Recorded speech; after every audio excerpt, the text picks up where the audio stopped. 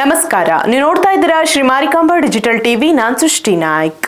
ತುಮಕೂರಿನಲ್ಲಿ ನಡೆಯುತ್ತಿರುವ ರಾಷ್ಟ್ರೀಯ ಅಂಡರ್-20 ಕ್ರೀಡಾಕೂಟ ಮೊದಲ ದಿನವೇ ವಿವಾದಕ್ಕೆ ಸಿಲುಕಿದ. ಕ್ರೀಡಾಂಗಣದ ಶೌಚಾಲಯದಲ್ಲಿ ಸಿರಿಂಜ್ಗಳು ಪತ್ತೆಯಾಗಿದ್ದು ಡೋಪಿಂಗ್ ಮದ್ದು ಬಳಕೆಯ ಶಂಕೆ ಮೂಡಿಸಿದೆ. ದೇಶದ ವಿವಿಧ ಭಾಗಗಳಿಂದ ಬಂದ ಯುವ ಪ್ರತಿಭೆಗಳ ನಡುವೆ ಈ ಬೆಳವಣಿಗೆ ಆತಂಕಕ್ಕೆ ಕಾರಣವಾಗಿದೆ. ತುಮಕೂರು ಜಿಲ್ಲೆಯ ಮಹಾತ್ಮ ಗಾಂಧಿ ಕ್ರೀಡಾಂಗಣದಲ್ಲಿ 24ನೇ ಅಂಡರ್-20 ರಾಷ್ಟ್ರೀಯ ಕ್ರೀಡಾಕೂಟ ಅದ್ದೂರಿಯಾಗಿ ಆರಂಭವಾಗಿದೆ.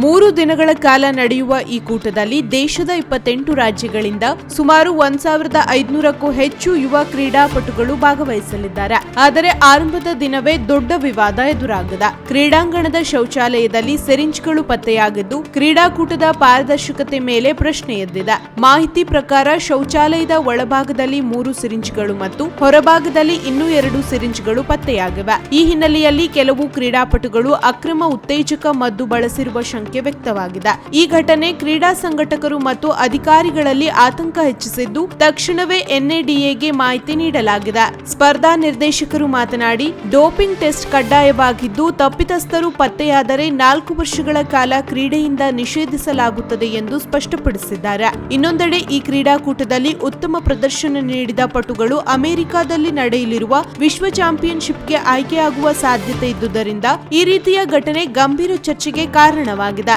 ಒಟ್ಟಿನಲ್ಲಿ ಭವಿಷ್ಯದ ಪ್ರತಿಭೆಗಳ ವೇದಿಕೆಯಾಗಿರುವ ರಾಷ್ಟ್ರೀಯ ಕ್ರೀಡಾಕೂಟದಲ್ಲಿ ಡೋಪಿಂಗ್ ಶಂಕೆ ಮೂಡಿರುವುದು ಆತಂಕಕಾರಿ ಬೆಳವಣಿಗೆ. ಎನ್ಎಡಿಎ ತನಿಖೆಯ ಬಳಿಕ ಸತ್ಯ ಹೊರಬರುವ ನಿರೀಕ್ಷೆ ಇದೆ.